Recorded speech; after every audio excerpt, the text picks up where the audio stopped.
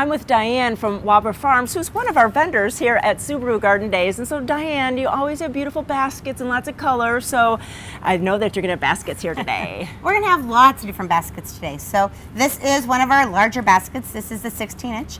We're also going to have some smaller baskets for the home gardeners who only want about 12-inch basket with lots of different colors. And I see that you have sun ones and for shade, so really something for all kind of situations. So we'll have some gorgeous sun baskets. We'll also have some mixed shade baskets. We'll have some fuchsia baskets as well. Oh, wonderful. And so I know that I love petunias, and so, but some people don't because they think they have to pick off all the dead blooms, but I don't really see too many dead blooms, so what's the secret? Well, this is a great variety, and a lot of our baskets are made with hybrid plants. And so this one here, you just want to make sure that you water daily, and you're going to want to fertilize at least twice a week, and it just keeps sending new growth out of the top, and the dead blooms just kind of end up at the bottom. You really don't have to pick it. That's nice. Yeah, so you can kind of sit back and enjoy your summer and the beauty of your flowers. Oh, really? Sit down and really enjoy your garden? And really enjoy, yes. And I know that you're going to have other flowers there, not just baskets, so let's go the other and see those. Perfect. Great. Thanks. Now I see that you have fuchsia baskets too, so are those a little bit different care than other baskets? They are. On the fuchsia baskets, you still need to water. Morning is best. Let them go to bed dry at night. And then after the fuchsia blooms, it's going to put on like a little berry. And you just want to make sure that you pull those off and dispose of those.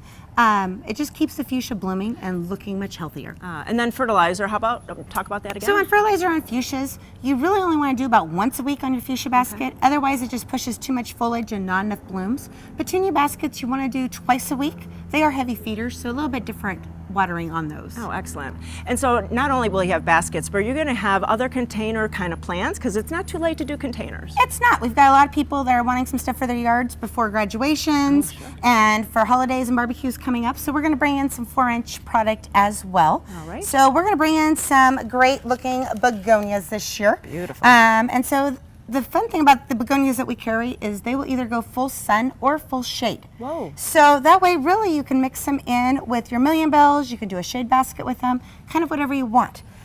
We also are going to bring some of our fabulous Coleus this year. Cool. We've got our alligator tears, we've got our French quarter, and we've got our red head. Wow. So all those would add some fabulous color to the landscape as well, either in a pot or in the ground. And it's nice not having to worry, oh, am I putting it in the shade? Am I putting it in the sun? Where's the sun? Where's the shade? Exactly. Make it easy. And everything I've shown you so far is really low maintenance. You don't have to do anything but water. Nice. I mean, we're all about low maintenance this summer. Of course. We want to enjoy our time with our family. So this is one of our favorites. That's so fun. It is called Firecracker. It looks like teeny tiny mice. It likes full sun. It likes to be hot and dry. So it's one of those plants that you put in. It also attracts hummingbirds as well. Nice, nice. And then you need some crawlers, some kind of cascading. You always need something to fill out of a pot. And with the 2 different lycosiamas, the creeping jennies, it now comes in a chocolate color, and the traditional gold as always. Beautiful. It blends really well with any of the Coleus. It'll blend with begonias. It mixes in very well with a lot of things.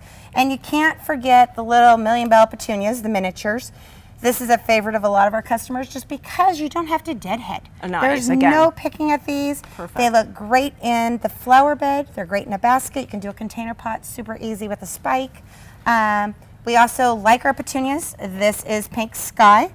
It's going to trail a little bit, but it's another one of those you really don't have to pick at. Wonderful. I love that. Yes. And then some Impatience. Oh, and we're known for our Sun Impatience. We absolutely love these. Sun These are 2 of our favorite colors. Nice. So these are one of those plants that if you're not quite sure if it's a sunny spot or a shady spot, these will do both. So if your front porch or your flower bed, part of it's sun, part of it's shade, you can put these throughout the whole thing and get that blended color all the way through.